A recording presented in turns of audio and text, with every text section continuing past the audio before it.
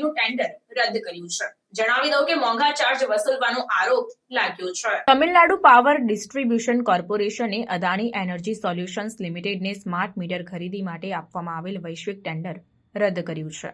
આ નિર્ણય AESL દ્વારા ઉલ્લેખિત મોંઘા ચાર્જને કારણે લેવામાં આવ્યો હતો। આ ટેન્ડર જે ઓગસ્ટ 2023માં કેન્દ્ર સરકારની પુનઃવ્યવસ્થિત વિતરણ ક્ષેત્ર યોજના હેઠળ બહાર પાડવામાં આવ્યું હતું। 4 પેકેજમાં વહેંચાયેલું હતું।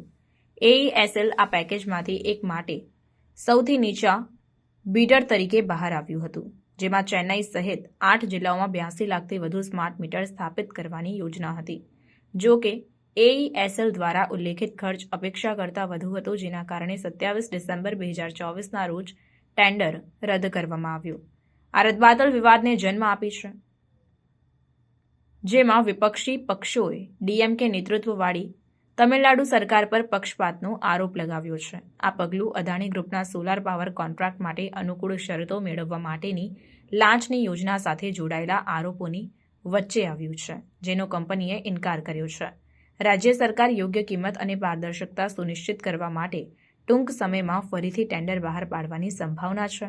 સ્માર્ટ મીટર પ્રોજેક્ટ પાવર વિતરણ નેટવર્કને આધુનિક બનાવવાની અને કાર્યક્ષમતા સુધારવાની વ્યાપક પહેલનો ભાગ છે।